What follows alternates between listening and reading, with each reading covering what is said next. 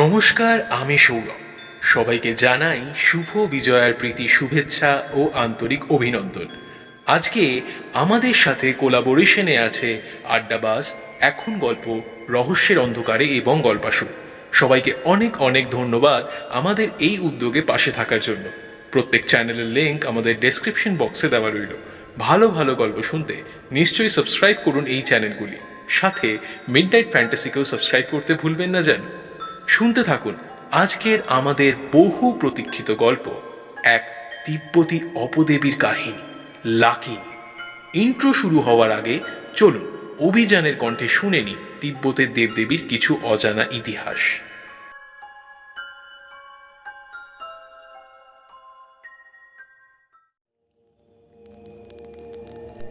তিব্বত নামটা শুনলে প্রথমেই কি মাথায় আসে? ভারতের উত্তরে গগনচুম্বী পর্বতের কোলে নৈসর্গিক সৌন্দর্যে সমৃদ্ধ এক স্বপ্নের দেশ, দ্য ফরবিডেন ল্যান্ড। এই নিষিদ্ধ ভূমি নিজের বুকে লুকিয়ে রেখেছে কতই না রহস্য। এহেন রহস্যময় দেশের ধর্মচর্চাও যে রহস্যাবৃত হবে তা বলাই বাহুল্য। সত্যি তিব্বতী বৌদ্ধ ধর্ম বা বজ্রযান বৌদ্ধ ধর্মের মতো প্রহেলিকাময় ধর্ম পৃথিবীতে খুব কমই আছে। আপাত নিরীহ বৌদ্ধ ধর্মের সাথে তন্ত্রের দেবদেবীর এক আশ্চর্য মেলবন্ধন। মনে করা হয় হিন্দু তন্ত্রের থেকেও প্রাচীন এই বৌদ্ধ তন্ত্র বজ্রযান। বজ্রযানের উপাস্য দেবদেবীর বৈচিত্র্য চোখ ধাঁধিয়ে দেওয়ার মতো। তারা, অবলোকিতেশ্বর, জম্ভল এবং মঞ্জুশ্রীর মতো শান্ত সৌম্য দর্শন দেবদেবীর পাশাপাশি রয়েছেন হেরুক, বজ্রযোগিনী, বজ্রবারাহী এবং জমান্তকের মতো ভয়ঙ্কর দর্শন দেবদেবী, যাদের মূর্তি বা চিত্র দেখলে গায়ে কাঁটা দিতে বাধ্য। হিন্দু ধর্মের মতো বজ্রযানেও আছে বহু ডাকিনী, প্রেত, পিশাচ, যক্ষ। অপদেবতা এবং অপদেবীরাও আছেন। এরা বাস করেন নরকে, কোনো অতল গহ্বরে কিংবা আমাদের পৃথিবীতেই কোনো অন্য মাত্রায়। এদের সাধনা করে জাগিয়ে তোলার পদ্ধতি অতীব গুপ্ত এবং ভয়ঙ্কর।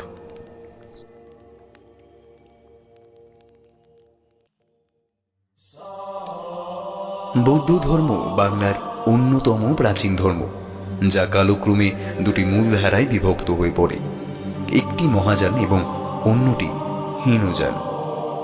এর মধ্যে তিব্বতী বৌদ্ধ ধর্ম হল হিমালয়ের কোলে অবস্থিত বিশেষ কিছু অঞ্চলে চর্চিত বৌদ্ধ ধর্ম, যা মূলত তিব্বত, ভুটান, সিকিম ও লাদাখ সহ উত্তর পূর্ব চীনের কিছু অংশের অধিবাসীগণ অনুশীলন করে থাকেন। তিব্বতী বৌদ্ধ ধর্মকে বজ্রযান নামে অভিহিত করা হয়। তিব্বতী বৌদ্ধ ধর্মে বিবিধ প্রকারের ধারা এবং মতবাদের অস্তিত্ব থাকলেও এটি মূলত চার ধারায় বিভক্ত, যথা নিংমা, কাগিউ, গেলুক এবং শাক্য। এই চারটি সম্প্রদায়ে কম বেশি বৌদ্ধতন্ত্রের চর্চা করতে দেখা যায়। বৌদ্ধতন্ত্র মতে সৃষ্টির আদি ও অকৃত্রিম উৎপত্তিস্থল হল শূন্য বা ভয়েড।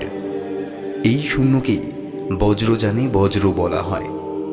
বৌদ্ধ ধর্মের সকল ধারায় এই তিনটে মূল শাখা অর্থাৎ মহাযান, হীনযান এবং বজ্রযানের শিক্ষার আদর্শ বহন করে চলেছে। কিন্তু কখনো কখনো অতি নিম্নমানের তন্ত্রচর্চারও চল দেখা যায় এই সব সম্প্রদায়ের মধ্যে। তার মধ্যে অন্যতম একটি ভয়ঙ্কর সর্বনাশিনী তন্ত্রচর্চার উল্লেখ পাওয়া যায় প্রধানত নিংমা সম্প্রদায়ের মধ্যে। অতি গুপ্ত এই তন্ত্রচর্চার মূল আরাধ্য অপদেবী হলেন লাকিনী। কথিত আছে সমস্ত রকম অসম্ভব কার্য সম্পাদন করার জন্য আরাধনা করা হয় এই দেবীর, তবে তার জন্য বলি দিতে হয় একাধিক তাজা প্রাণ। আজ আপনাদের শোনাব আমাদের বহু প্রতীক্ষিত গল্প লাকিনী। গল্প পাঠ ও গল্পের সূত্রধার আমি, ব্রতদীপ এবং তমাল। আচার্য সরহ বজ্রের ভূমিকায় আছে আড্ডাবাজ চ্যানেল থেকে প্রদীপ্ত। বশিষ্ঠর ভূমিকায় অভিযান। অধ্যক্ষ বীরদেবীর ভূমিকায় আছেন পার্থ। মণিভদ্রের ভূমিকায় আছে এখন গল্প থেকে সুমন। বৌদ্ধ সন্ন্যাসীদের ভূমিকায় আছে রহস্যের অন্ধকার চ্যানেল থেকে পার্থপ্রতিম এবং অভিজিৎ। শ্রীগুপ্তর ভূমিকায় গল্পাসুর চ্যানেল থেকে আছে পিনাকি। গগন ভট্টরায়ের ভূমিকায় অসাঞ্জন ও অন্যান্য চরিত্রে সায়ন্তন, সৌরভ, বরষা, শুভদীপ এবং রাজদীপ। শুরু হচ্ছে লেখক আকাশ গুহর কলমে এক অজানা তিব্বতী দেবীর কাহিনী, লাকিনীর প্রথম পর্ব।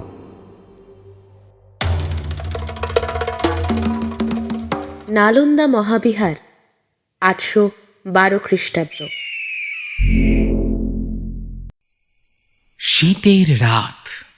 সরোবরের পূর্ব দিকের ছাত্রাবাসটিতে পিন পতন নীরবতা। সকলেই ঘুমোচ্ছে। কেবল এত রাতে ঘুম ভেঙে শয্যায় উঠে বসেছে একজন। এই ছাত্রাবাসের সবচেয়ে মেধাবী ভিক্ষু মণিভদ্র। অন্ধকারের মধ্যেই শয্যা ছেড়ে নিচে নেমে এলো সে। আন্দাজে বুঝে নিল তার পাশে শোয়া দুই সহপাঠী শ্রীগুপ্ত এবং প্রশান্ত ভদ্র গভীর ঘুমে আচ্ছন্ন। বহুদিনের অভ্যাসবশত অন্ধকারে হাতড়েই কক্ষের কোনো এক গোপন কোণ থেকে নিজের তোরঙ্গটি অতি ধীরে টেনে বার করল। তারপর সন্তর্পণে খুলে ফেলল তার ঢাকাটি, এতটুকুও শব্দ না করে। তোরঙ্গের ভেতরটা একটা শীতল সবজে আলোয় আলোকিত হয়ে আছে। সে আলো স্থির নয়, তার নিজস্ব স্পন্দন আছে, ধক ধক করে চলছে। তাছাড়াও ভেতরে উষ্ণতা এতই কম যে তোরঙ্গের ঢাকনা খোলার সঙ্গে সঙ্গে সারা কক্ষের মধ্যে একটা হিম শীতল শৈত্য ছড়িয়ে পড়ল। উষ্ণতা আরও কয়েক ধাপ নেমে গেল। কিছুক্ষণ পর ঘরের মধ্যে এক জোড়া পায়ের অস্পষ্ট চলাফেরার শব্দ ফুটে উঠল। সেই শব্দ ক্রমশ কক্ষ থেকে বাইরের দিকে মিলিয়ে যেতে শোনা গেল। নীল আলো অদৃশ্য হয়ে গেল। মুখে একটা প্রশান্তির হাসি খেলে গেল মণিভদ্রের। চুপ করে বসে রইল সে। প্রতি রাতেই এই সময়টায় ঠিক এইভাবে দুরু দুরু বুকে একটা অঘটনের প্রতীক্ষা করে সে।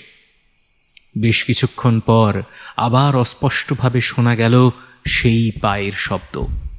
কেউ যেন ফিরে আসছে বাইরে থেকে। মণিভদ্র আবার তোরঙ্গের ঢাকনাটি খুলে দিল। সঙ্গে সঙ্গেই কিছু একটা যেন বাতাসে ভর করে গিয়ে ঢুকল সেই তোরঙ্গের মধ্যে। একটা সুশীতল হাওয়ার ঝাপটা।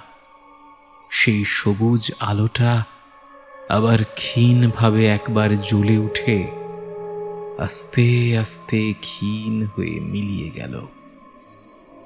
একটা স্বস্তির নিঃশ্বাস ফেলে পূর্বের মতোই সন্তর্পণে তোরঙ্গের ঢাকনাটি বন্ধ করে পিছনে ফিরে হতভম্ব হয়ে গেল মণিভদ্র।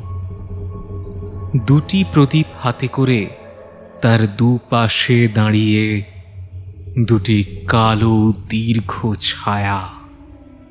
ছায়া দুটিকে চিনতে অসুবিধা হয় না তার। এত রাতে কি করছিলেন বন্তে? ভেসে আসে প্রশান্ত ভদ্রের জোড়ালো কণ্ঠস্বর। ওই তোরঙ্গটিতে ঠিক কি আছে? এবার প্রশ্নবান শ্রীগুপ্তের দিক থেকে। মণিভদ্র কোনো কিছু লুকোনোর বা কোনো মিথ্যা অভিনয় করার চেষ্টা করে না। সে বুঝতে পেরেছে এরা দুজন আড়াল থেকে সবটাই দেখেছে। সে ধরা পড়ে গিয়েছে। এতদিন পর তীরে এসে তরি ডুবেছে। এই শীতের রাতে বাইরে চলা প্রবল শৈত্যপ্রবাহের মধ্যেও নিজের কক্ষ ছেড়ে বেরিয়ে আসতে হয়েছে মঠাধ্যক্ষকে। লম্বা বারান্দাটি দিয়ে তিনি নিঃশব্দে এগিয়ে চলেছেন। তার আগে পেছনে মৃৎপ্রদীপ হাতে নিয়ে চলেছে তার দুই দেহরক্ষী। এত রাতে মঠাধ্যক্ষ কক্ষের বাইরে সাধারণত বের হন না। তবে কিছুক্ষণ আগে আচার্য সরহবজ্র এবং স্বয়ং বিহারপাল এসে সবিনয় নিবেদন করে গেছেন তাকে একটিবার পূর্ব দিকের ছাত্রাবাসে উপস্থিত হতে। অত্যন্ত গুরুত্বপূর্ণ একটি ঘটনা ঘটে গিয়েছে সেখানে।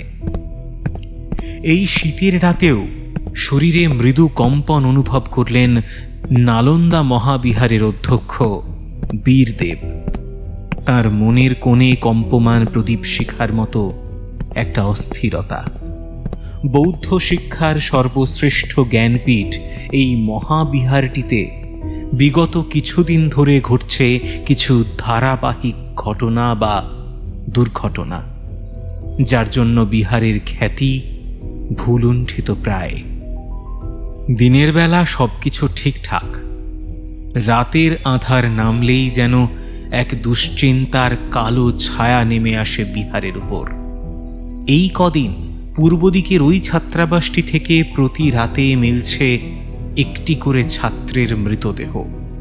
আবাসকক্ষের মধ্যে নয়, হয় বাইরে বিশাল জলাশয়ের ধারে, নয়তো শৌচাগারের মধ্যে, কিংবা ছাত্রাবাসের বাইরে বিরাট প্রার্থনা কক্ষের সামনে।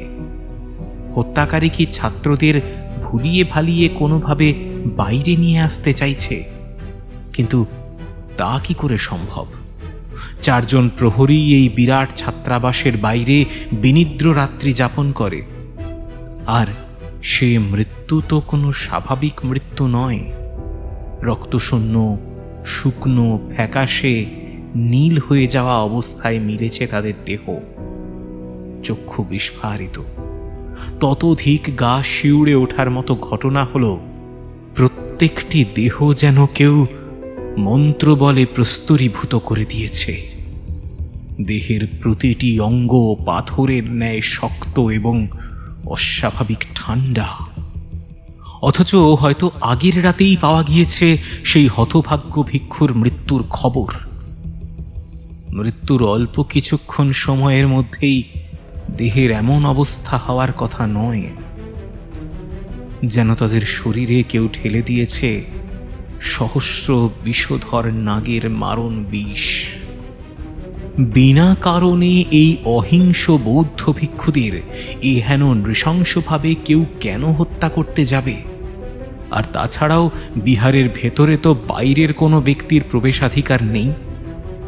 তাহলে কথা পরিষ্কার যে বিহারের মধ্যেই আত্মগোপন করে আছে হত্যাকারী। আরও পরিষ্কারভাবে বলতে গেলে ছাত্রাবাসের মধ্যেই। তবে কি ছাত্রদের মধ্যেই কেউ? গত কয়েকদিন রাতে এমন নানা ঘটনার জেরে দু চোখের পাতা এক করতে পারেননি অধ্যক্ষ বীরদেব। বিহার পালেরও একই অবস্থা। প্রহরা বাড়ানো হয়েছে রাতে, কিন্তু কোথায় কি? রোজ সকালেই বিহার পালের মারফত অধ্যক্ষের কানে এসে পৌঁছচ্ছে মৃত্যু সংবাদ। ছাত্রদের কাছে ত্রাসের স্থান হয়ে উঠেছে ছাত্রাবাসটি। অনেকেই বিহার ছেড়ে স্বগৃহে ফিরতে চাইছে। পরম ভট্টারক রাজা দেবপালের কানে এই খবর এখনো পৌঁছয়নি। মহা সর্বনাশ উপস্থিত হবে তাহলে। মগধের গর্ব নালন্দা মহাবিহারের উপর এ কোন বিপদের কালো মেঘ ঘনিয়ে এলো? ছাত্রাবাসের দিকে যতই এগোচ্ছেন ততই হৃদস্পন্দন বেড়ে যাচ্ছে অধ্যক্ষের। এই কুয়াশার মধ্যেও তিনি স্পষ্ট দেখতে পাচ্ছেন ছাত্রাবাসের বাইরের বারান্দায় একটা বিরাট জটলা। তিনি পৌঁছতেই জটলা দুভাগে ভাগ হয়ে তাকে রাস্তা করে দিল কক্ষের ভেতরে ঢোকার। উপস্থিত সকলেই তাকে নিচু হয়ে অভিবাদন জানালো, কেবলমাত্র একজন ছাড়া। মাথা নিচু করে সে অনেক আগে থেকেই দাঁড়িয়ে আছে ঘরের কোণটিতে। এগিয়ে এলেন আচার্য সরহবজ্র। তারপর সেই ঘরের কোণে মাথা নিচু করে দাঁড়িয়ে থাকা তরুণ ভিক্ষুটির দিকে অঙ্গুলি নির্দেশ করে বললেন, মহাস্তবীর, এই সেই ব্যক্তি যার জন্য নালন্দা মহাবিহার আজ বিপন্ন, যার তত্ত্বাবধানে একের পর এক নারকীয় হত্যাযজ্ঞ চলছে এই পবিত্রতম শিক্ষা প্রতিষ্ঠানে। এই সেই ভিক্ষু মণিভদ্র। স্থির দৃষ্টিতে সরহবজ্রের দিকে তাকালেন অধ্যক্ষ। আপনি কেমন করে এত নিশ্চিত স্থবির? ততোধিক শান্ত গলায় উত্তর দেন সরহবজ্র। আমি যথেষ্ট প্রমাণ হাতে নিয়েই কথা বলছি ধর্মনিধি। আমার সন্দেহ একবার সঠিক ছিল, যে সময় থেকে এই হত্যালীলা শুরু হয়েছে তখন থেকেই তরুণ ভিক্ষুটির মধ্যে আমি এক আশ্চর্য পরিবর্তন লক্ষ্য করি। একে প্রার্থনার সময় প্রার্থনা কক্ষে দেখা যেত না, চৈত বন্দনার সময় সভাগৃহে যেত না, এমনকি সহপাঠীরাও আমাকে এসে জানায়নি নাকি ঘর থেকেই নাকি খুব একটা বের হন না। তাছাড়াও যথেষ্ট মেধাবী এবং মিশুকি হিসেবে ইনি সকলের সুপরিচিত। তার এহেন অদ্ভুত আচরণে শুধু আমি কেন, ছাত্রাবাসের অনেকেই একে সন্দেহের তালিকায় রেখেছিল। সেই কারণে আজ আমি এর সাথে এই কক্ষে বসবাসকারী 2 সহপাঠীকে গোপনের গতিবিধি লক্ষ্য রাখার জন্য নিযুক্ত করেছিলাম। তাছাড়াও আমি স্বয়ং এবং বিহারী পাল আজ রাত্রি জাগরণ করছিলাম। এই 2 ভিক্ষু শ্রীগুপ্ত এবং প্রশান্ত ভদ্র আমাকে গিয়ে খবর দেয়। মহাস্তবীর, এরা কি দেখেছে তা আমি সবটাই জানি এবং আপনাকে জানানোর প্রয়োজন আছে বলে মনে করি। গম্ভীরভাবে মেরুদণ্ড সোজা করে দাঁড়িয়ে সবটা শুনে গেলেন অধ্যক্ষ বীরদেব। কিন্তু স্থবির, এ ঘটনায় কি করে প্রমাণিত হয় যে এই তরুণ ভিক্ষুই বিহারে ঘটে চলা একটা হত্যালীলার প্ররোচনা দিয়ে এসেছে? সরহবজ্রের দিকে পূর্ববৎ ঠান্ডা দৃষ্টিতে তাকিয়ে প্রশ্নটা করলেন অধ্যক্ষ। প্রমাণ হবে মহাস্তবীর। আচার্যের মুখে আত্মবিশ্বাসের বলিরেখাগুলি শক্ত হয়ে ওঠে। আপনার সামনেই উন্মোচিত হবে রহস্য। দেখুন। 2 পা পিছিয়ে গিয়ে হাতের তালুতে 2 বার ছোট্ট শব্দ করেন সরহবজ্র। সঙ্গে সঙ্গে তার 2 জন দেহরক্ষী গিয়ে মণিভদ্রের পেছনে থাকা ধাতব তোরঙ্গটির ঢাকনা খুলে ফেলে। কতগুলি কৌতূহলী মুখ ঝুঁকে পড়ে তোরঙ্গের উপর। তাদেরকে সরিয়ে আচার্য সরহবজ্র উঁকি দেন সেই তোরঙ্গের মধ্যে। কি যেন দেখে একবার শিউরে ওঠেন। তারপর নিচু হয়ে তোরঙ্গের মধ্যে থেকে একখানি লাল শালুতে মোড়ানো কিছু একটা হাতে করে তুলে নিয়ে যান মঠাধ্যক্ষের সামনে। 2 দেহরক্ষীর হাতে ধরা প্রদীপের অল্প আলোয় ভালোভাবে জিনিসটা পর্যবেক্ষণ করেন মঠাধ্যক্ষ। তারপর আচার্যের দিকে তাকাতেই তিনি প্রায় কানের কাছে মুখ নিয়ে এসে ফিসফিসিয়ে চাপা গলায় বলেন, লাখিনী। আতঙ্কে শিউরে ওঠেন বীরদেব। পরক্ষণে নিজেকে সামলে নিয়ে কঠিন চোখে মণিভদ্রের দিকে তাকান। ধীর স্থির সংযমী হিসেবেই বীরদেবের পরিচিতি, তবে আজ তার কণ্ঠে ঝরে পড়ছে ক্রোধ। কোন উদ্দেশ্যে, কোন সাহসে এই নালন্দা মহাবিহারে বসে এই ভয়ঙ্করতম সাধনার পদ্ধতি বেছে নিয়েছ তুমি বন্তে? কোনো কিছু লুকোনোর বিন্দুমাত্র চেষ্টা করে না মণিভদ্র। মাথা তুলে স্থির ও শান্ত গলায় সংক্ষিপ্ত উত্তর দেয় সে, প্রজ্ঞা পারমিতা সূত্র। এই 3টে শব্দ শুনে ঘরের মধ্যে চাপা গুঞ্জন শুরু হয়ে যায়। সরহবজ্র সহ বাকি আচার্যরা তীব্র বিস্ময়ে ভ্রুকুঞ্চিত করে তাকিয়ে আছেন মণিভদ্রের দিকে। কি বলতে চায় কি সে? ভীষণ রকমের অবাক হয়ে গেছেন স্বয়ং অধ্যক্ষ। চাপা স্বরে প্রায় গর্জে ওঠেন সরহবজ্র, মূর্খ, সে কি চাইলেই পাওয়া যায় নাকি? মহাযান বৌদ্ধ ধর্মের সবচেয়ে পবিত্রতম সে পুঁথি কি যে কেউ চাইলেই পড়তে পারে? বিশ্বের সকল জ্ঞানের অধিকারী হওয়া যায় সে পুঁথি পড়লে। সর্বজ্ঞ হওয়ার এত লোভ তোমার? কিন্তু আমার জ্ঞানের ক্ষুধা যে প্রবল হয়ে উঠেছে স্থবির। আগের মতোই ঠান্ডা স্বরে জবাব দেয় মণিভদ্র। সেই জন্যই তো যেদিন থেকে আমি জানতে পেরেছি উত্তর দিকে রত্নদধি গ্রন্থাগারে সেই দুষ্প্রাপ্য পুঁথি রাখা হয়েছে, সেদিন থেকে ওইটি সংগ্রহ করার প্রবল বাসনা আমাকে তাড়া করে বেড়াচ্ছে। গ্রন্থাগারের সবকটি তলের প্রায় সব কক্ষ খুঁজেছি, কোথাও পাইনি, কোথাও না। তোমার কি মনে হয় সকলের হাতের একেবারে নাগালে রাখা থাকবে দেবী প্রজ্ঞাপারমিতার জ্ঞানের আকর?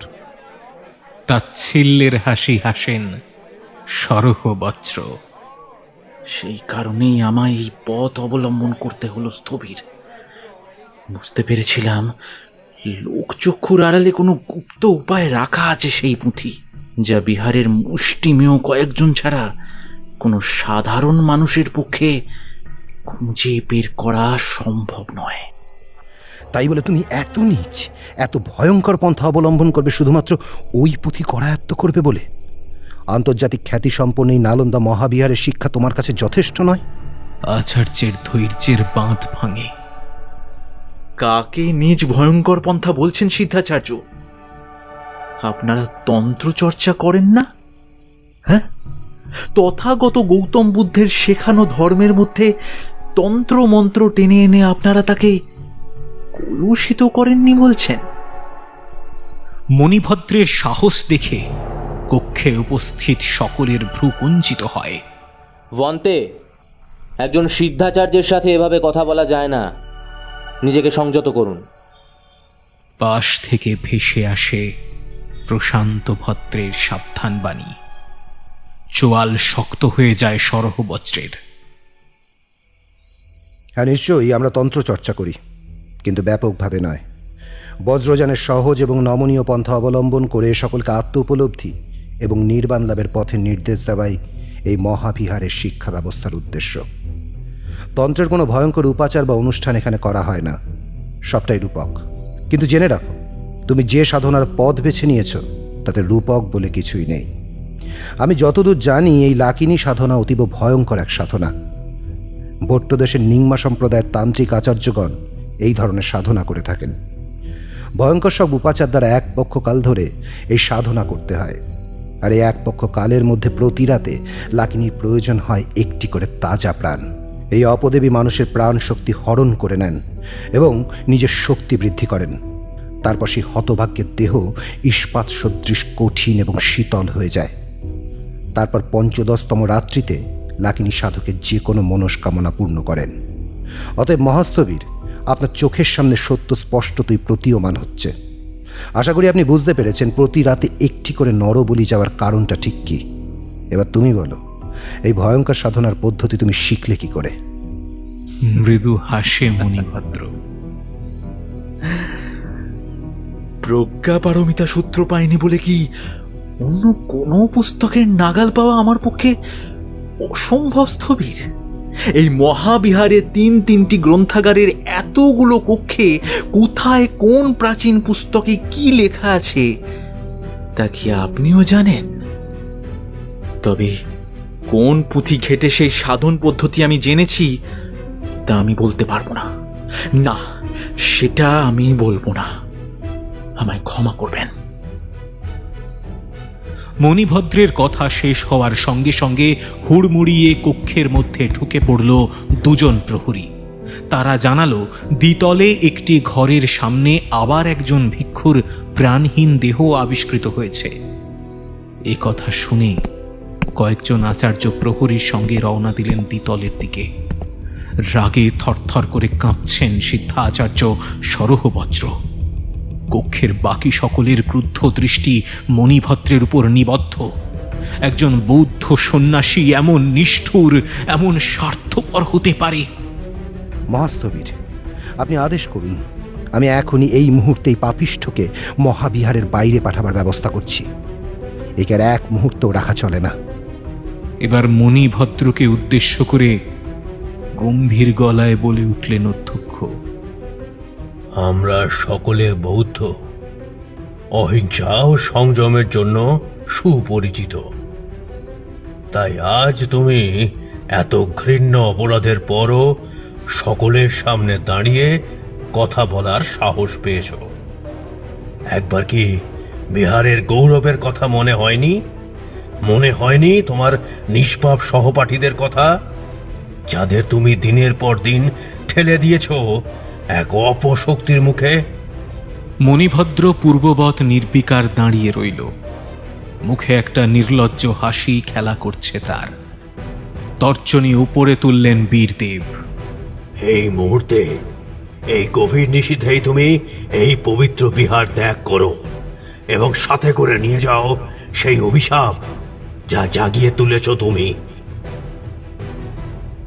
সঙ্গে সঙ্গে মণিভদ্রের মুখে নেমে এলো একটা কালো ছায়া।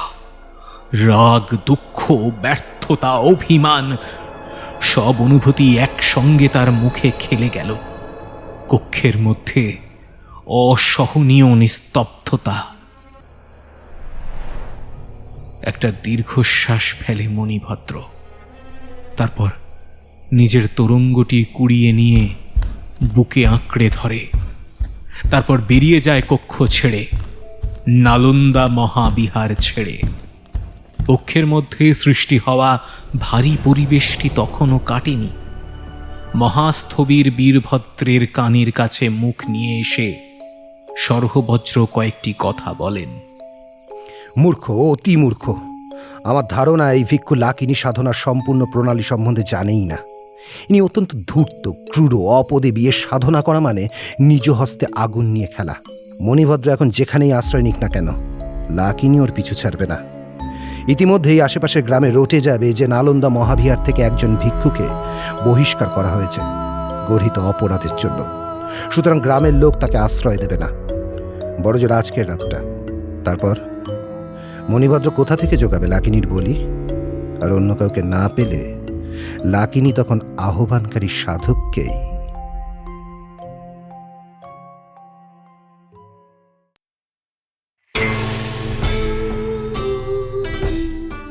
বর্তমান সময় ম্যাকলিওডগঞ্জ, হিমাচল প্রদেশ।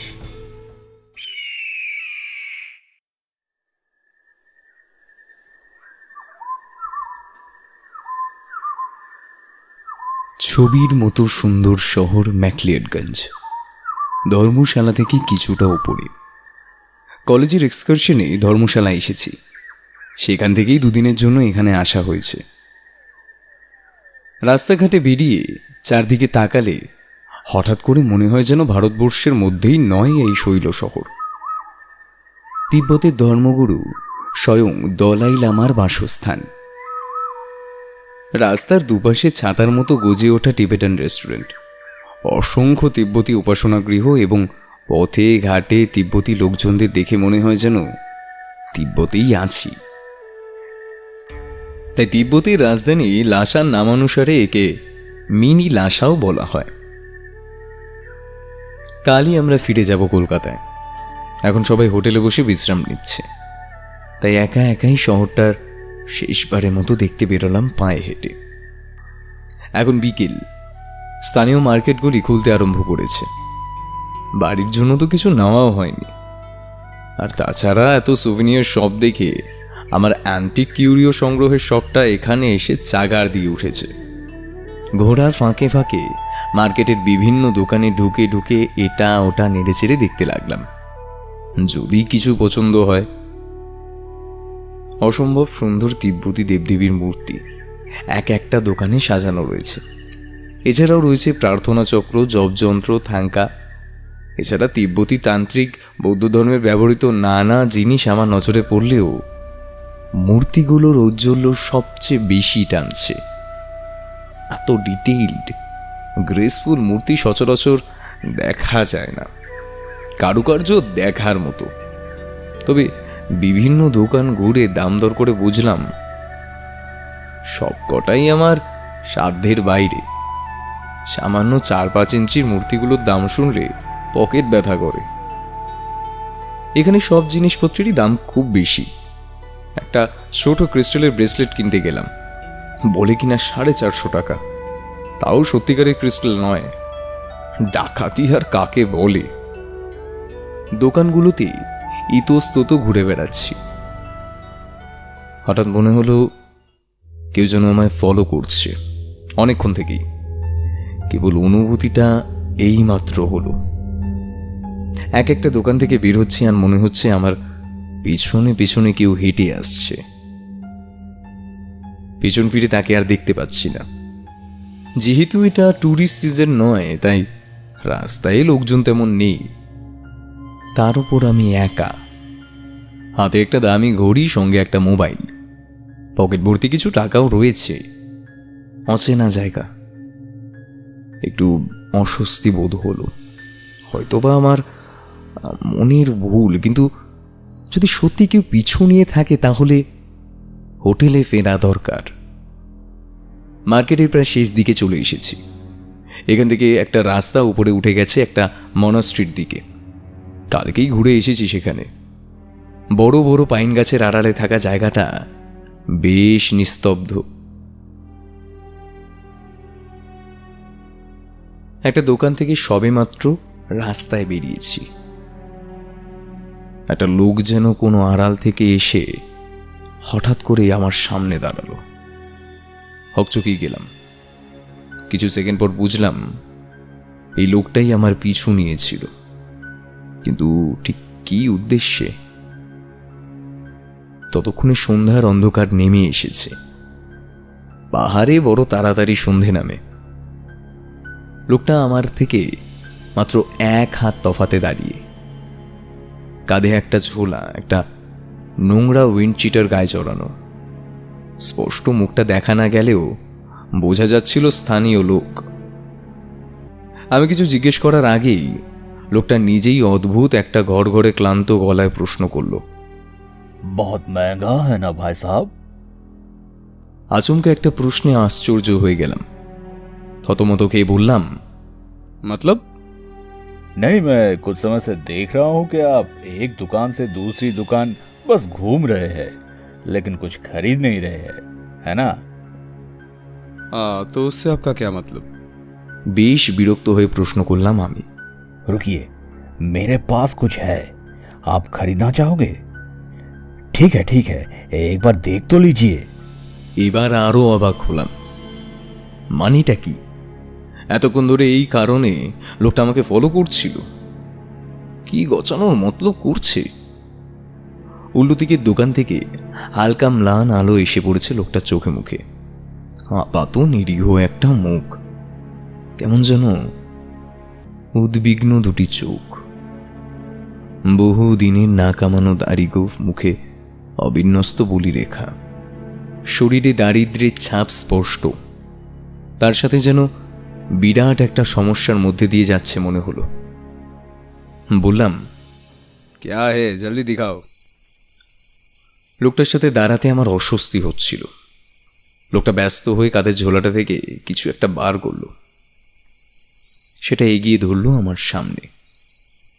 লাল শালু কাপড়ে জড়ানো কিছু একটা। খেয়াল করলাম তার চোখটা জিজ্ঞাসু দৃষ্টিতে আমার দিকে তাকিয়ে রয়েছে। ক্যা হে ইয়ে? এবার আমার কেমন জানি একটা অস্বস্তি হচ্ছিল। এবার সে অতি সন্তর্পণে ধীরে ধীরে লাল কাপড়টা খুলে ফেলল। যেটা বেরিয়ে পড়ল সেটা একটা 5 ইঞ্চি মূর্তি। একটু আগে দোকানগুলোতে যে ধরনের মূর্তি আমি দাম করছিলাম অনেকটা সেরকম, কিন্তু তার থেকেও অনেক অনেক বেশি সুন্দর এবং প্রমিনেন্ট। লোকটা এবার জিজ্ঞেস করলো, पसंद आया? कुछ ऐसा ही चाहिए था ना? লোকটা তার মানে দোকানের ভেতরেও আমি কি কি করেছি সবই খেয়াল করেছে। বেশ ধুরন্ধর তো। যাই হোক, সুন্দর না বলে উপায় নেই। মূর্তিটার সৌন্দর্যে আমার চোখ ধাঁধিয়ে গিয়েছে। যদিও মূর্তির গায়ে একটা ফ্যাকাশে সবুজ আস্তরণ বুঝিয়ে দিচ্ছে মূর্তিটার বয়স প্রায় কয়েকশো বছর তো হবেই, তবু মূর্তিটার প্রতিটা মার্ক স্পষ্ট। ले लीजिए ना साहब, आपको जो कीमत अच्छा लगे आप दीजिएगा, कोई जबरदस्ती नहीं। জল জল চোখে লোকটা আমার দিকে তাকিয়ে মিনতির সুরে বলল কথাটা। লোকটাকে দেখে আমার কেমন জানি মায়া হলো। গরিব মানুষ, হয়তো অর্থ সংকটে আছে, তাই ঘরের দামি জিনিস বেচে দিয়ে কিছু অর্থ পেতে চায়। মূর্তিটা হাতে নিলাম, অসম্ভব ভারী। লোকটা আবার বলে উঠল, पंच धातु का है साहब, पाल पीरियड का देवी मूर्ति है ये, इसे घर में रखिए, आपका भला होगा। পাল যুগের? ওরে বাবা, এ তো গাঁজা না। বৌদ্ধ দেবদেবীদের মূর্তির ব্যাপারে আমার জ্ঞানের পরিধি নার্সারির বাচ্চাদের মতো। অত শত খতিয়ে না দেখে নিয়ে নিলাম মূর্তিটা। দোনমনো করে লাভ নেই, দোকানে যা দাম বলছিল সাধ্যে কুলোতো না। এমন সময় একটা আশ্চর্য ঘটনা ঘটল। আমি মানিব্যাগ থেকে 3টে 100 টাকার নোট বের করে লোকটার হাতে গুজে দিতে যাচ্ছি, হঠাৎ দেখি লোকটা আমার সামনে থেকে কিছুটা সরে গিয়ে চোঁচা করে দৌড় মারল। এক দৌড়ে মার্কেটের ছোট রাস্তাটা পার হয়ে বড় রাস্তা দিয়ে কোথায় যেন হারিয়ে গেল। আমি হতভম্বের মতো নোটগুলো হাতে নিয়ে দাঁড়িয়ে রইলাম। মানিটা কি? এত দামি একটা মূর্তি দিল আর টাকা দিতে গেলাম, পালিয়ে গেল। খানিকক্ষণ কিংকর্তব্য বিমূঢ় হয়ে দাঁড়িয়ে থাকার পর ব্যাপারটাকে মাথা থেকে ঝেড়ে ফেললাম। পাগল ছাগল লোক হয়তো, কথাবার্তাই কেমন অস্বাভাবিক, আগেই বোঝা উচিত ছিল। যাক, মাঝখান থেকে বিনে পয়সায় একটা খাসা জিনিস পেয়ে গেলাম। এই মূর্তির বর্তমান বাজার দর অনেক। আমার শোবার ঘরে দারুণ মানাবে জিনিসটা। হোটেলের দিকে হাঁটা লাগালাম।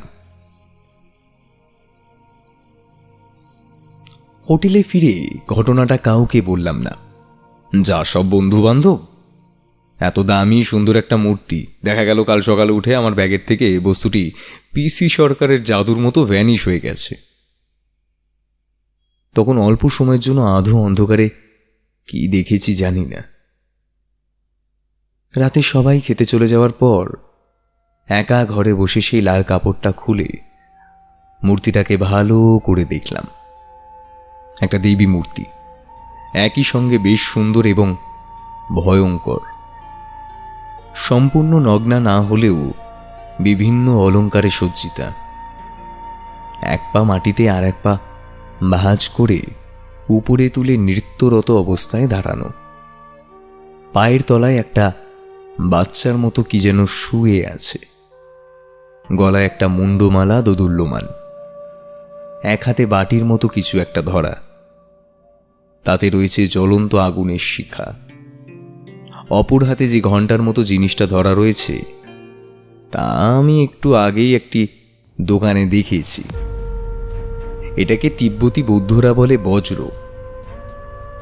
উল্লেখ করার মতো বিষয় হল মূর্তিটির একটি জায়গায় 3টে মুখ। প্রতিটি মুখে ঠোঁটের পাশ থেকে বেরিয়ে আছে একজোড়া ধারালো সদন্ত। প্রত্যেকটি মাথায় পঞ্চচূড়া বিশিষ্ট একটি করে মুকুট, তাতে খোদাই করা নরকরটি। মূর্তিটি দেখে ভক্তির থেকে ভয় হয় বেশি। যাই হোক, আমি তো আর নিয়ে পুজো আচ্চা করছি না, ঘরের এক কোণে ফেলে রাখাই চলে। এবার উঠতে হবে, খেদে অনেক কাজ আছে, ব্যাকপ্যাকিং করতে হবে, কাল সকালেই কলকাতা ফেরার ট্রেন।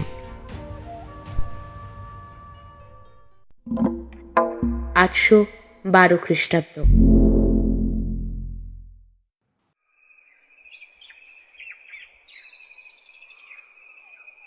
পূর্ব দিকের আকাশ ফর্সা হয়ে আসছে। নালন্দা জনপদ থেকে অনেকটাই দূরে চলে এসেছে মণিভদ্র। আশেপাশের কোনো গ্রামে আশ্রয় নেওয়ার মতন বোকামো সে করেনি। ওদন্তপুরী বা বিক্রমশিলা মহাবিহারে গিয়েও কোনো লাভ নেই, প্রবেশাধিকার দেওয়া হবে না তাকে সেখানে। এই দুই মহাবিহারের সঙ্গে নালন্দার ঘনিষ্ঠ সম্পর্কের কারণেই সুতরাং মণিভদ্রের যাত্রা এখন উদ্দেশ্যহীন। আপাতত তার কাজ মাথা গোঁজার মতন একটা আস্তানা খুঁজে বার করা। অপমানে ব্যর্থতায় মাথা হেঁট হয়ে আছে তার। শৈশব থেকে নালন্দা মহাবিহারের 4 প্রাচীরের মধ্যে বড় হওয়ার জন্য পথঘাট তেমন বেশি কিছু চেনে না এই তরুণ বৌদ্ধ সন্ন্যাসী।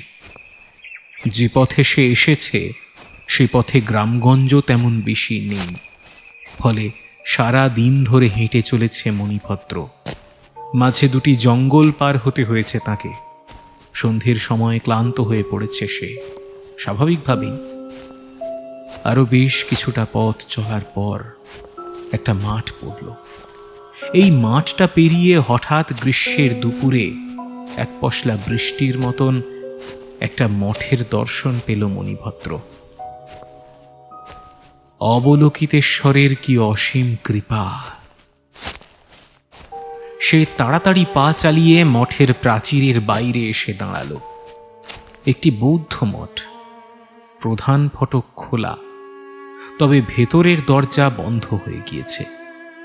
আশেপাশে তাকিয়ে অনেকগুলো ছোট ছোট প্রার্থনা গৃহ চোখে পড়ল।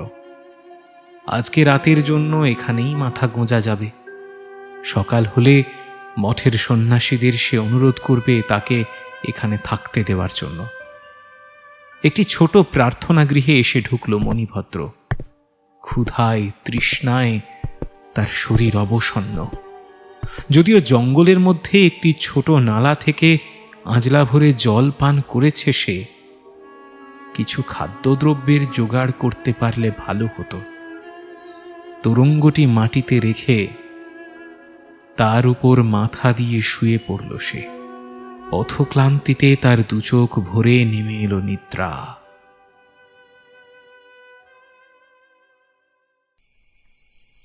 গভীর রাতে কোনো এক অজানা অস্বস্তির কারণে ঘুম ভেঙে যায় মণিভদ্রের।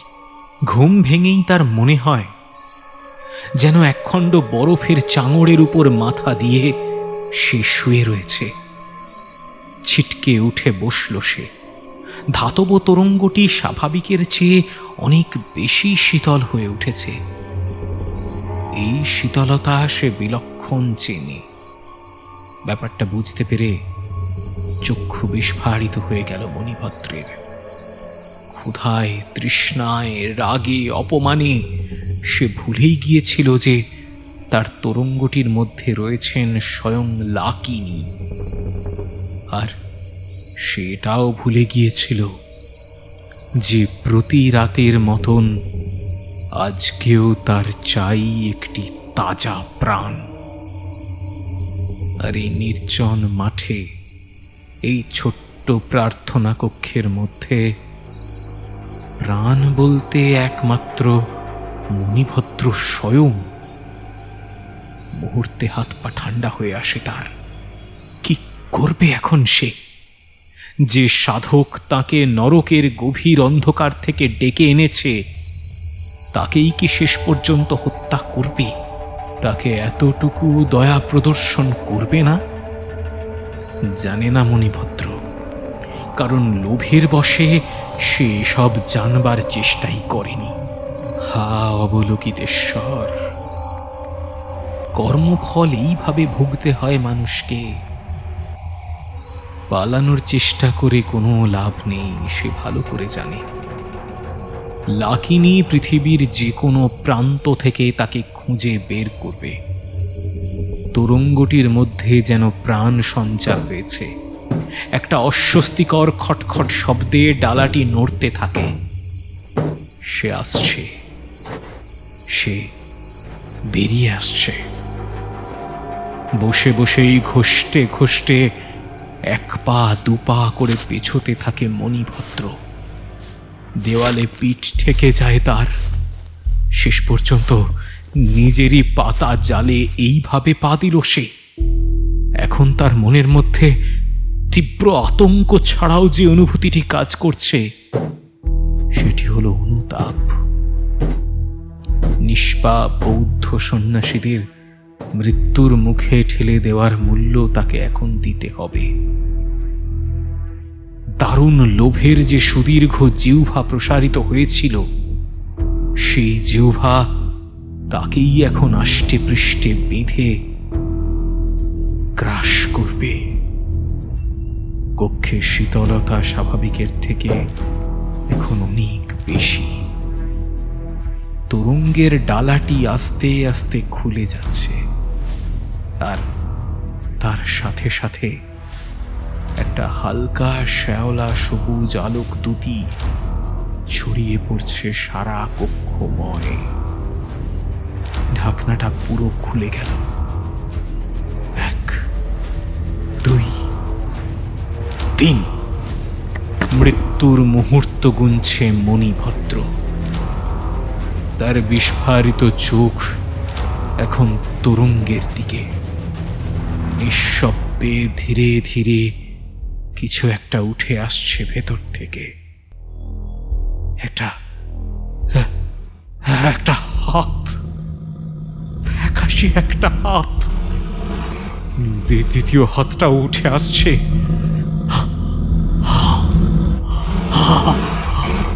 তীক্ষ্ণ বাঁকানো নখগুলো ধাতব তরঙ্গে আঁচড় কাটছে প্রবল আস্ফালনে। সেই ধাতব বিশ্রী শব্দ মণিভদ্রের বুক অবধি চিড়ে দিচ্ছে যেন। ধীরে ধীরে উঠে এলো মাথা। মণিভদ্র প্রবল বিস্ময়ে দেখল একটা নয়, দুটো নয়, তিনটে মাথা। ঠিক যেমন মূর্তি তরঙ্গে রাখা আছে, ঠিক তেমন।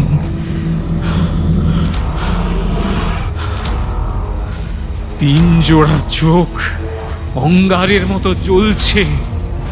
ক্ষুধায় নাকি পৈশাচিক আনন্দে দুই হাতে ভর করে পুরো শরীরটাই উঠে এলো তুরঙ্গের ভেতর থেকে। হামাগুড়ি দিয়ে আস্তে আস্তে সে এগিয়ে আসছে মণিভদ্রের দিকে।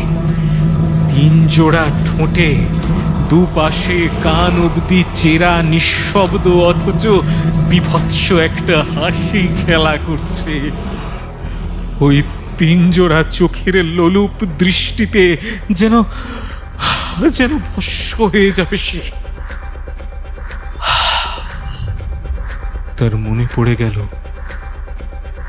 লাকিনী জাগরণের জন্য যে পুঁথির সহায়তা সে নিয়েছিল, তার শেষের অনেকগুলি পৃষ্ঠা ছেঁড়া ছিল। সেখানে হয়তো লেখা ছিল একে জাগানোর বিপদ কি হতে পারে। হয়তো লেখা ছিল একে দমনের উপায়। সে যে এসবের কিছুই জানে না।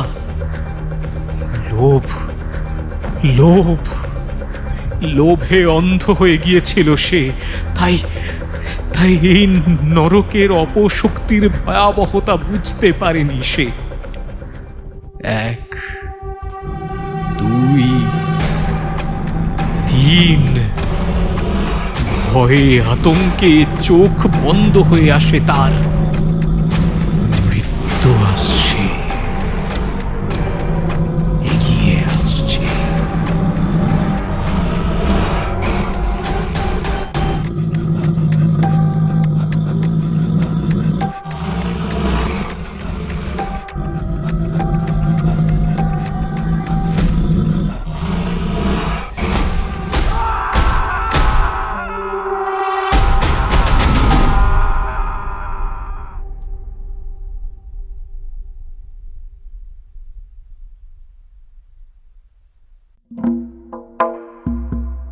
বর্তমান সময় বাড়ি ফেরার পথে।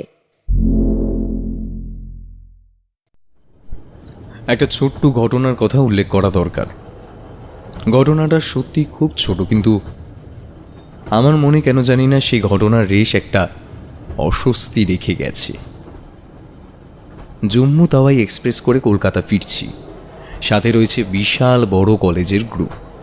ওই হুল্লোড় আড্ডা এসবের মধ্যে দিয়ে সময় কোথা দিয়ে কেটে যাচ্ছে বুঝতেও পারছি না। পাঠানকোট থেকে ট্রেনে ওঠার সময় বেশ কতগুলো বিস্কুটের প্যাকেট কিনে নিয়েছিলাম। সেগুলো রাখা আমার ব্যাগটার মধ্যে। ট্রেনে চললেই আমার সময় অসময় খিদে পেয়ে যায়, তার জন্যই জোগাড়। সকলে নিচের বার্তে বসে হই হুল্লোড় করছি। কিছুক্ষণ পর খিদে জাগার দিতেই উপরের বার্তে রাখা ব্যাগের চেনটা খুলে বিস্কুটের প্যাকেটগুলো বাইরে আনতে গিয়ে চমকে উঠলাম। যেই মাত্র ব্যাগের চেনটা খুলে হাত ঢুকিয়েছি, সেই মুহূর্তে মনে হলো যেন একটা রেফ্রিজারেটরের দরজা খুলে ডিপ ফ্রিজের আইস বক্সে হাত রাখলাম। সঙ্গে সঙ্গে হাত সরিয়ে নিলাম। ব্যাগের ভেতরটা বরফের মতো ঠান্ডা হয়ে আছে। এপ্রিল মাস, পাহাড় থেকে নেমে এসেছি অনেকক্ষণ আগেই। এই প্যাচ প্যাচে গরমের মধ্যে ব্যাগের মধ্যে এই অদ্ভুত শীতলতা সত্যি অপ্রাসঙ্গিক। মনের ভুল বলে মনে হয়। আর একবার হাত ঢোকালাম ব্যাগে। না, সত্যি সত্যি ঠান্ডা হয়ে রয়েছে। এবার একটা বিস্কুটের প্যাকেট বের করে আনলাম। নিচে নেমে প্যাকেটটা খুলে দেখি বিস্কুটগুলো সব নেতিয়ে গেছে। এই অদ্ভুত ঘটনার কোনো ব্যাখ্যা আমি খুঁজে পেলাম না। খুব সামান্য ঘটনা, কিন্তু মন থেকে কিছুতেই মুছে ফেলতে পারছি না।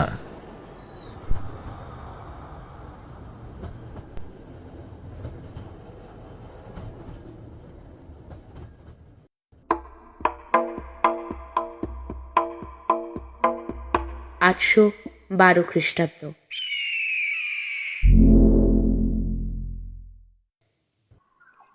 ছোট প্রার্থনা কক্ষটির সামনে ছোট্ট একটি জটলা, মাত্র 3 জনের।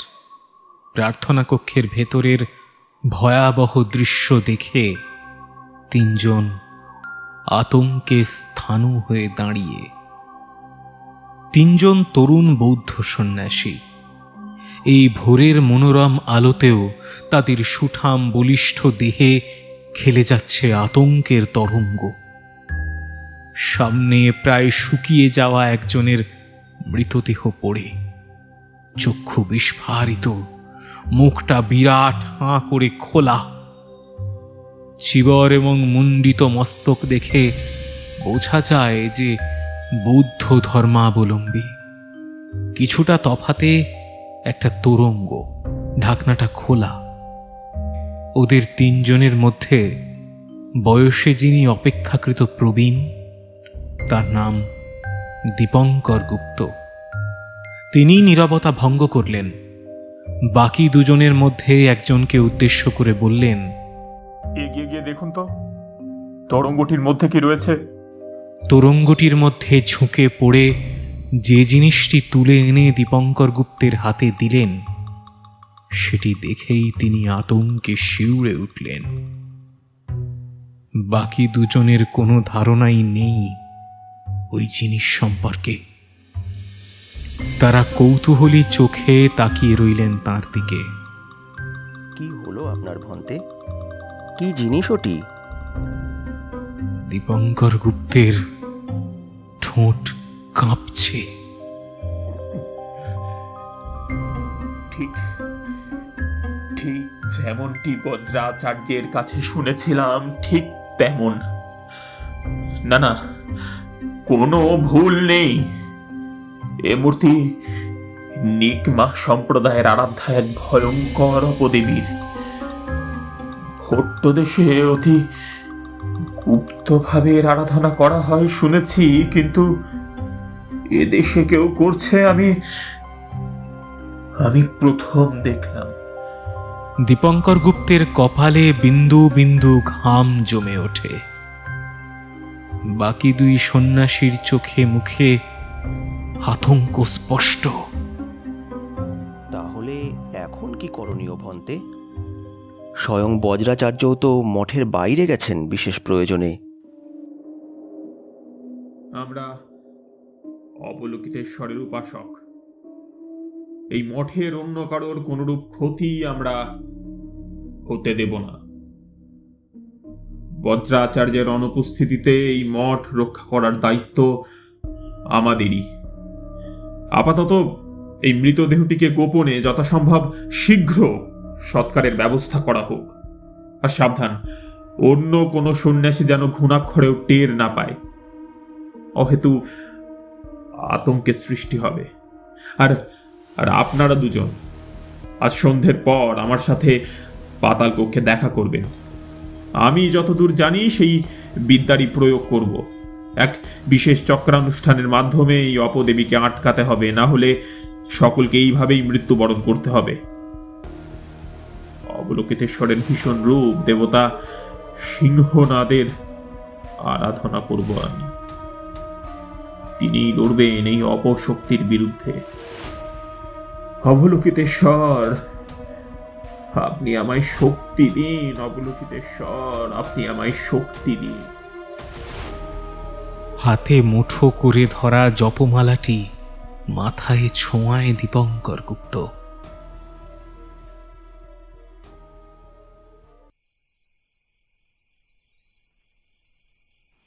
গুপ্ত পাতাল কক্ষের ভেতর জমাটবদ্ধ অন্ধকার। সারা ঘরের মধ্যে শুধুমাত্র 3টে প্রদীপ জ্বলছে। সেগুলি ঘরের মেঝের উপর নির্মিত একটি বিশাল বৃত্তের মধ্যে আঁকা একটি ষড়ভুজাকার মণ্ডলের 3টি বাহুর উপর রাখা। বাকি 3টি বাহুর উপর উপবিষ্ট 3টে বজ্রকঠিন শরীর, প্রত্যেকের হাতে একটি করে জপমালা। সেগুলি ঘুরে চলেছে। গম্ভীর কণ্ঠে সমস্যই মন্ত্রোচ্চারণ চলছে। ও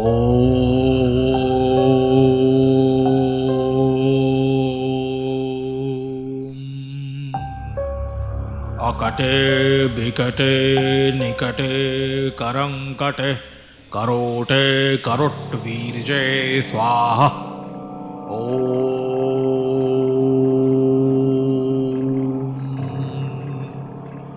अकटे बिकटे निकटे करंकटे करोटे करोट वीर्ये स्वाहा। ओ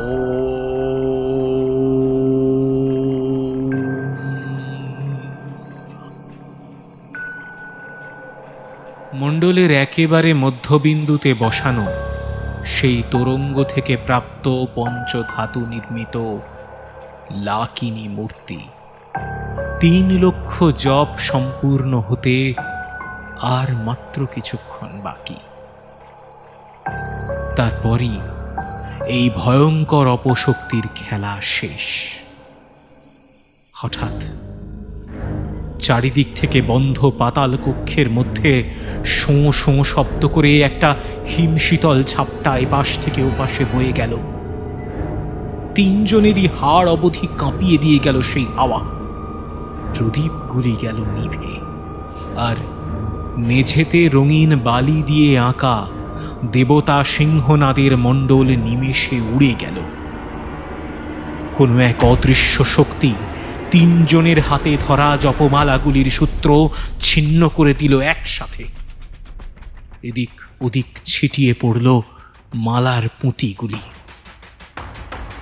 নিশ্ছিদ্র অন্ধকারে ঢাকা পড়ল চতুর্দিক। উপত্যকা এবং পাহাড়ের গায়ে হাওয়া ধাক্কা খেয়ে যেমন শব্দ করে বয়ে চলে, তেমন হাড় হিম করা শোঁ শোঁ শব্দে পরিপূর্ণ হলো কক্ষ। অন্ধকার দূরীভূত হচ্ছে। একটা সবুজাভ আভা আস্তে আস্তে দখল করে নিচ্ছে ঘরটার মধ্যে। কাদের যেন সম্মিলিত অট্টহাসি আস্তে আস্তে বেড়ে উঠছে সারা ঘর জুড়ে। 3 জন সন্ন্যাসী চমকে এদিক ওদিক তাকালেন। কই, কেউ নেই তো? অট্টহাসির শব্দ কোথা থেকে আসছে? ওই মরা সবুজ আলোয় ঘরের অন্ধকারটা যেন আরো অসহ্য রকমের বেড়ে উঠেছে। সহসা দীপঙ্কর গুপ্তের চোখ পড়ল সেই মূর্তিটির দিকে। মূর্তি কোথায়? সেখানটায় জমাট বেঁধেছে একটা নীলাভ অন্ধকার। সেই অন্ধকারে হাঁটু মুড়ে একটা আবরণহীন শরীর যেন বসে রয়েছে। তার হাত পা সবই সাধারণ মানুষের মতো অবিকল, কেবল মাথাটা সাধারণ মানুষের মতো নয়। একটা নয়, 2টো নয়, তার 3টে মাথা। 3 সন্ন্যাসীর দিকে 3 জোড়া চোখ প্রবল ক্রোধের আস্ফালনে জ্বলছে। 3 জোড়া চোখের মনি না থাকলেও স্পষ্ট বোঝা যায় তাতে খেলা করছে প্রতিহিংসা। কোনো এক অমোঘ শক্তি যেন অনড় করে দিয়েছে ওই 3 বৌদ্ধ সন্ন্যাসীকে। পালাতে ভুলে গেছে তারা। স্থির হয়ে তারা অপেক্ষা করছে মৃত্যু। একটা হাঁপ ওঠার মতন শব্দ করে তিনটে মুখ বিভৎস রকমের হাঁ করে খুলে গেল। হাওয়ার মতো শোঁ শোঁ শব্দ তুলে ওই তিনটে মাথা টেনে নিচ্ছে তিনজনের প্রাণ শক্তি। নিস্তেজ হয়ে পড়ছে তারা। রক্ত, মাংস, দেহের রস সব শুকিয়ে মাংসু নীলাভ হয়ে পড়ছে তাদের দেহগুলি। ব্যর্থ হয়েছে তারা লাকিনিকে আটকাতে। কিছুক্ষণের মধ্যেই তিনটে দেহ তিন দিকে ছিটকে পড়ল। তিন মাথাওয়ালা শরীরটা উঠে দাঁড়ালো, পরম যত্নে তুলে নিল মণ্ডলের মাঝখানে রাখা পঞ্চধাতুর মূর্তিটিকে। তারপর মূর্তিশুদ্ধ কোথায় যেন মিলিয়ে গেল সে। মঠের বাকি সন্ন্যাসীরা জানতেও পারল না গুপ্ত পাতাল কক্ষে এই হতভাগ্য সন্ন্যাসীদের অন্তিম পরিণতির কথা।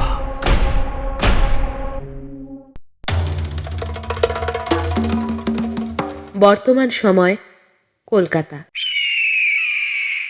এতদিনের ট্রিপ কাটিয়ে বাড়িতে আসার পর মোটামুটি সবাই আমাকে অভ্যর্থনা জানিয়েছে, কেবলমাত্র একজন ছাড়া। এখন দুপুর, আমি লাঞ্চ করে নিজের ঘরে বসে একটু বিশ্রাম করছি। আমি এসেছি সেই সকালে, তারপর থেকে এতটা সময় পেরিয়ে গেল, এখনও তিনি এলেন না আমার সাথে দেখা করতে। যদিও উবের থেকে নেমে বাড়ির মেন গেটটি খোলার সময় তিনি আমার গায়ে লাফিয়ে পড়েন। আমি আসাতে তিনি যে যার পর নাই খুশি হয়েছেন সেটা বুঝিয়ে দিয়েছেন, কিন্তু ওই অবধি। তারপর আর কোনো পাত্তা নেই। কথা হচ্ছে নিকির, আমার একলৌতা পোষ্য।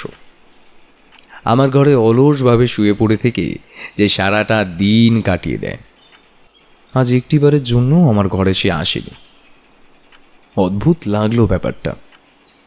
আরও আশ্চর্যের ব্যাপার, আমার ঘরের বাইরের বারান্দা দিয়ে তাকে বহুবার ঘোরাফেরা করতে দেখেছি, ডেকেছি ঘরের ভেতর, আসেনি। এমন তো কখনো করে না। আমি তো আগেও কত জায়গায় ঘুরতে গিয়েছি, আসার পর এমন অভিমান তো দেখিনি। বিছানায় শুয়ে শুয়ে ম্যাকলিওডগঞ্জের সেই অদ্ভুত লোকটার কাছ থেকে পাওয়া পঞ্চধাতুর মূর্তিটা খুঁটিয়ে খুঁটিয়ে দেখছিলাম। কিছুক্ষণ ঘুরিয়ে ফিরিয়ে দেখে রেখে দিলাম আমার ঘরের দেওয়ালের তাকে। বেশ ভালো লাগছে দেখতে ওখানে। এমন সময়ে দরজার কাছে একটা কুই কুই আওয়াজ পেয়ে ফিরে তাকালাম। নিকি ব্যাটা এসে দাঁড়িয়েছে কখন দরজার কাছটায়।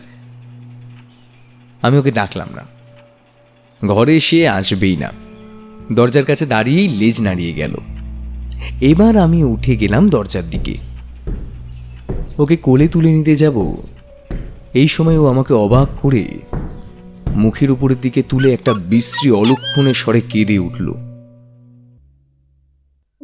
প্রিয় পোষ্যের এহেন আচরণে আমি এবার একটু চিন্তিতই হলাম।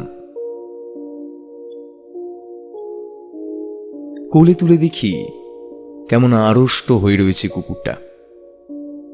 যেই ঘরের ভেতরে এক পা বাড়িয়েছি, সঙ্গে সঙ্গে ওর মুখের অভিব্যক্তি বদলে গেল। গড়গড় করে গর্জন করতে লাগলো। ঘরের ভেতরে নিয়ে এলাম ওকে, যেন পারলে আমার কোল থেকে নেমে ছুট দেয়। দাঁত খিচিয়ে মুখ বিকৃতি করে ঘেউ ঘেউ করে চলেছে কুকুরটা, চোখ সামনের দেওয়ালের দিকে। ঠিক কি দেখে এমন আচরণ করছে বুঝতে পারলাম না। হঠাৎ একটা সম্পূর্ণ অপ্রত্যাশিত কাণ্ড ঘটিয়ে বসলো নিকি। রাগ কমাবার জন্য আমি ওর মাথায় হাত বুলিয়ে দিতে সবে মাত্র মাথায় হাত রেখেছি, ও আমার হাতে সজোরে একটা কামড় বসিয়ে দিল এবং কোল থেকে লাফিয়ে দৌড়ে ঘর থেকে বেরিয়ে গেল। আমি হতভম্ব। তেমন গভীর ক্ষত না হলেও হাত রক্তে ভেসে যাচ্ছে আমার। নিকি আমায় কামড়ালো? এটা আমার বিশ্বাস হচ্ছে না এখনো। কামড়ানো দূরে থাক, আজ অবধি কোনোদিন আমায় দাঁত দেখায়নি। ঘটনাটা মনের মধ্যে একটা গভীর রেখাপাত করলো আমার। যাই হোক, আসল ঘটনার ঘটার তখনও অনেক বাকি ছিল। সেদিন রাতে অনেকগুলো টুকরো টুকরো অস্বস্তিকর ঘটনা আমার সাথে ঘটল। দুদিন ধরে ট্রেন জার্নি করার ফলে ঘুম হয়নি ঠিক করে, তাই সেদিন রাতে তাড়াতাড়ি ঘুমিয়ে পড়েছিলাম। এক ঘুমে রাত কাবার হয় আমার। সেদিন কেন জানি না মাঝরাতে ঘুমটা ভেঙে গেল। মনে হলো একবার বাথরুমে যাওয়া দরকার। বিছানা থেকে উঠতেই আমার হাত পা সিটিয়ে কুকড়ে গেল। কি ভীষণ ঠান্ডা ঘরের মধ্যে। আমার ঘরে এসি লাগানো নেই, উপরে ফ্যানটা ঘুরছে, কিন্তু মনে হচ্ছে ঘরের মধ্যে কেউ যেন বরফ ঢেলে দিয়েছে। কি হচ্ছে কিছুই বুঝতে পারলাম না। বিছানা ছেড়ে উঠে দাঁড়ালাম। কাঁপতে কাঁপতে এগিয়ে গেলাম বাথরুমের দিকে। বাথরুমটা আমার ঘরের বাইরে। আশ্চর্য, ঠান্ডাটা কেবল আমার ঘরের মধ্যেই নয়, একটা ঠান্ডা হিমেল স্রোত যেন ছড়িয়ে পড়েছে আমার ঘর থেকে বারান্দা হয়ে সোজা নিচের সিঁড়ি ঘরের দিকে। বারান্দায় জানলাটা খুলে বাইরের দিকে তাকালাম। বৃষ্টি হয়নি, আকাশে পরিষ্কার চাঁদ জ্বলজ্বল করছে। হঠাৎ আমাদের বাগানের পাঁচিলের কোণায় দাঁড়ানো আম গাছটার উপর একটা দাঁড় কাক ডেকে উঠল। প্রথমে একটা, তারপর দুটো, তিনটে, তারপর প্রায় একসাথে 10-15টা কাক কা কা করে পরিবেশ ভারী ঘুরে তুলল। রাত্রিবেলায় দাঁড় কাক। আমার বাড়ির মা ঠাকুমাদের মতন খুব বেশি মঙ্গল অমঙ্গল না বুঝলেও এইটুকু জানি যে রাত্রিবেলা দাঁড় কাক ডাকাটা কতটা অমঙ্গল সূচক। আর মাঝরাতে একা দাঁড়িয়ে 10-15টা দাঁড় কাকের ডাক শোনা যে কতটা ভয়ঙ্কর লাগে তা বর্ণনা করে বোঝানো সম্ভব নয়। আমার বুকের ভেতর রক্ত হিম হয়ে গেল। আর দাঁড়ালাম না, সোজা বাথরুমে ঢুকে দরজা দিয়ে দিলাম। কিছুক্ষণ পর ডাক থেমে গেল। বাথরুম থেকে বেরিয়ে দেখি আবার সবকিছু স্বাভাবিক। কোথায় ঠান্ডা?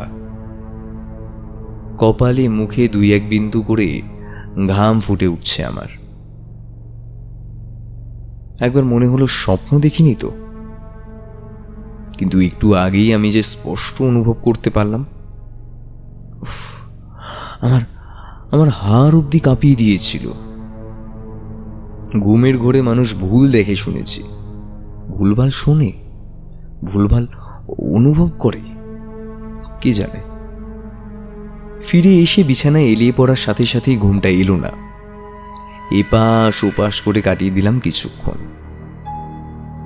ঘরের মধ্যে সেই অস্বাভাবিক শীতলতা এবং দ্বারকাকের ব্যাপারটা কিছুতেই মন থেকে ঝেড়ে ফেলতে পারছিলাম না।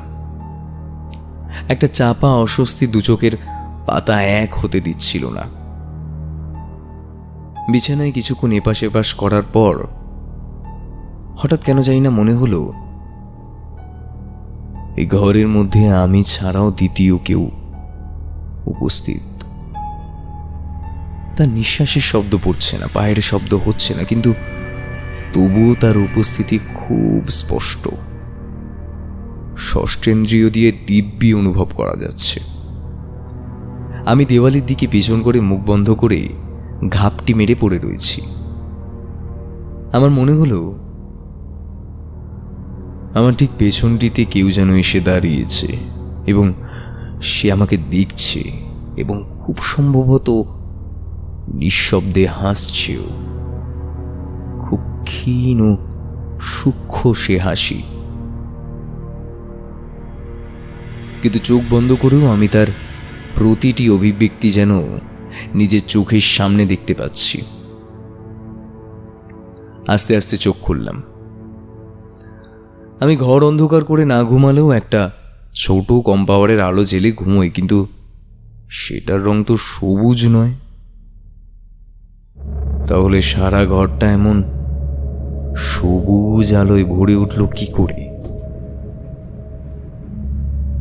আর ঠিক তারপর আমি যেটা স্পষ্ট দেখতে পেলাম সেটা হলো আমার সামনের দেওয়ালে কারোর একটা ছায়া সেই সবুজ আলোতে বেড়ে উঠছে।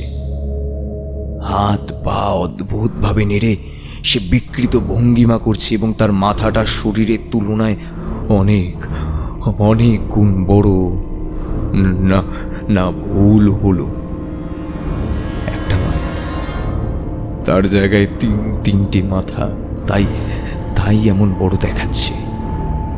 একা ঘরে শুয়ে অমন স্যাঁতস্যাঁতে নিভু নিভু সবুজ আলোয় ওরকম লম্বা 3 মাথাওয়ালা কোনো মূর্তিকে নিঃশব্দে বিকৃত অঙ্গভঙ্গি করতে দেখলে মনের অবস্থাটা কেমন হয় তা লিখে বা বলে বোঝাতে আমি অপারগ। ভয়ে চোখ বন্ধ করে ফেললাম, বুকের ভেতর হাতুড়ি পড়ছে।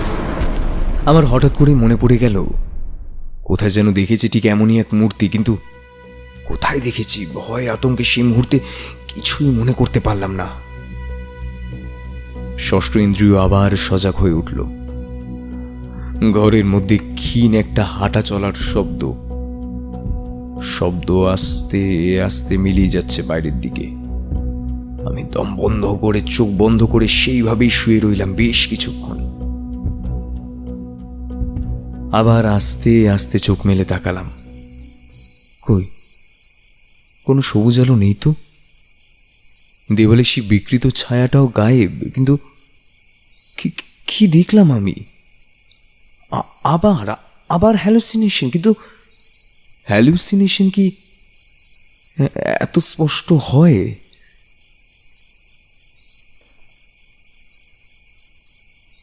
এমন মনের অবস্থা থাকা সত্ত্বেও কেন জানি না চোখে এবার ঘুম জড়িয়ে এলো। ঘুমিয়ে পড়ার ঠিক আগের মুহূর্তে শুনতে পেলাম নিচে সিঁড়িঘরের দিক থেকে ঘেউ ঘেউ আওয়াজ আসছে। রাত্রিবেলায় ছুঁচো ইঁদুর জাতীয় কিছু দেখলে নিকি এমন করে। চোখের পাতা ভারী হয়ে আসছে আমার। সকালবেলা খুব খারাপভাবে ঘুমটা ভাঙল। সিঁড়ির ঘর থেকে মায়ের কান্না জড়ানো চিৎকার শুনে ধর্মড়িয়ে উঠে বসলাম। বাবু, বাবু, শিগগিরই নিচে আয়। ধর্মড়িয়ে সিঁড়ি দিয়ে নামতে নামতে দৃশ্যটা দেখে নিয়েছিলাম, আর বাকি কটা ধাপ নামতে পারিনি। সেখানেই বসে পড়েছিলাম।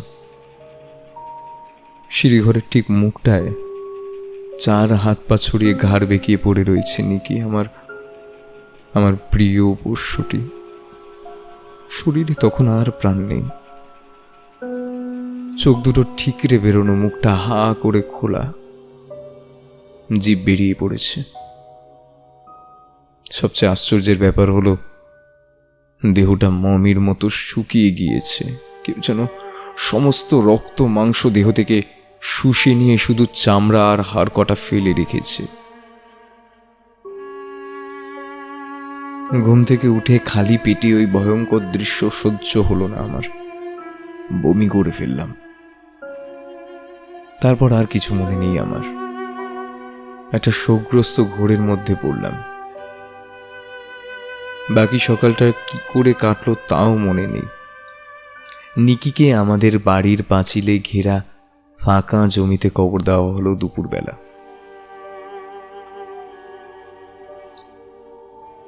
দুঃখে আতঙ্কে জড়বৎ পাথরের মতো হয়ে গিয়েছি আমি।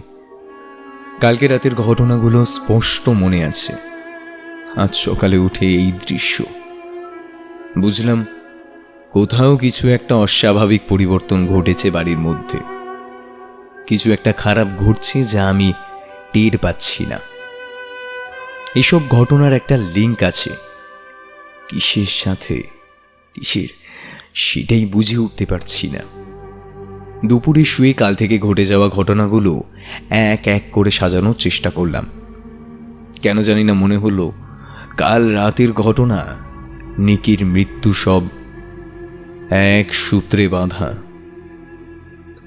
শূন্য ভাবলেশীন দৃষ্টিতে তাকিয়েছিলাম দেওয়ালের দিকে। তাকের উপর রাখা আমার নিয়ে আসা সেই মূর্তির দিকে চোখ পড়তেই তরাক করে লাফিয়ে উঠলাম। উত্তেজনায় গা হাত পা ঠান্ডা হয়ে গেল। এই তো ঠিক এই অবয়বটাই কাল রাতে আমি দেখেছিলাম, 3 মাথাওয়ালা সেই ছায়া শরীর। আরো মনে পড়ল, ঘুমিয়ে পড়ার আগেই ঠিক শুনেছিলাম নিকির চিৎকার। তখন বুঝতে পারিনি কি দেখে চিৎকার করছিল সে, কাকে দেখে। সব কেমন যেন তালগোল পাকিয়ে গেল। তবে কি এই মূর্তিটির সাথে এইসব কিছু যোগসূত্র রয়েছে? তাছাড়া আমার মনের কোণে এ কথা কেন উকি দিচ্ছিল যে এই মূর্তি বাড়িতে আনার একদিনের মধ্যেই বেশ কয়েকটি অস্বাভাবিক ঘটনা ঘটে গেল? তবে কি এই বস্তুটি অভিশপ্ত? এক এক করে চিন্তার পরতগুলো খুলতে লাগলো। মনে পড়ল বাড়ি ফেরার আগের দিন ম্যাকলিয়ডগঞ্জের মার্কেটে সেই লোকটির অদ্ভুত আচরণের কথা। মূর্তিটা আমার হাতে দিয়েই সে পালিয়ে গিয়েছিল কেন? মানুষ এমন তখনই করে যখন সে কোনো খারাপ কিছু অন্যের ঘাড়ে চাপিয়ে দিয়ে নিজে মুক্তি পেতে চায়। ঠিকই তো, একটা পঞ্চধাতুর এত দামি মূর্তি কেউ এমনি এমনি বিনে পয়সায় কেন দিয়ে দেবে? ভাবতে বসলে অনেক কথা বেরিয়ে আসে, এমন অনেক অবাঞ্ছিত প্রশ্ন যেগুলো আমার কোণে চেপে রেখে দিই। কাল রাতে আমার খুব ঠান্ডা লাগছিল।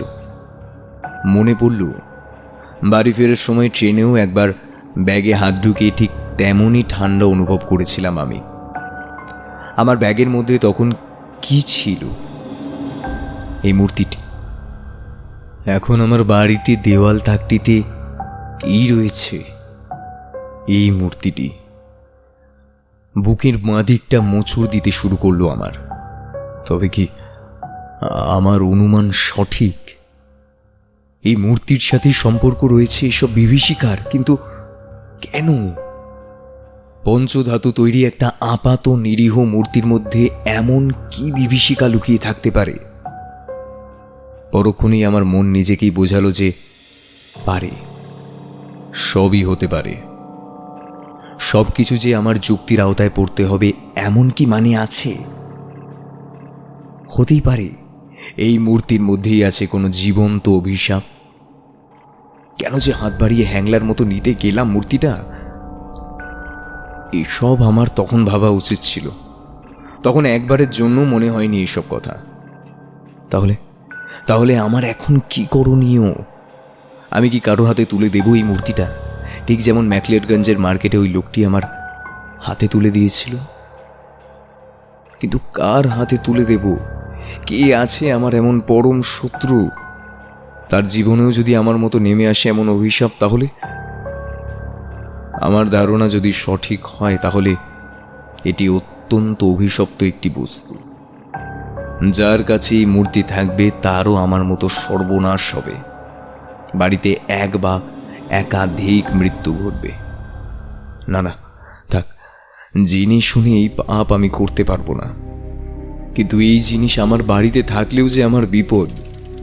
হয়তো রাত হলেই কালকের মতো আবার জেগে উঠবে সে, নিকির মতো আবার কেউ একজন। না, আর ভাবা যায় না। আমি যেমন একে ঘাড়ে করে বাড়ি এনেছি, আমি এর ব্যবস্থা করব। অনেক ভেবে ঠিক করলাম মূর্তিটাকে ফেলে দিয়ে আসব। ধারে কাছে কোথাও ফেলাটা ঠিক হবে না, একেবারে গঙ্গা বক্ষে বিসর্জন দিয়ে আসব। কিন্তু এভাবে সমাধান হবে কি? দেখা যাক, চেষ্টা তো করা যেতেই পারে।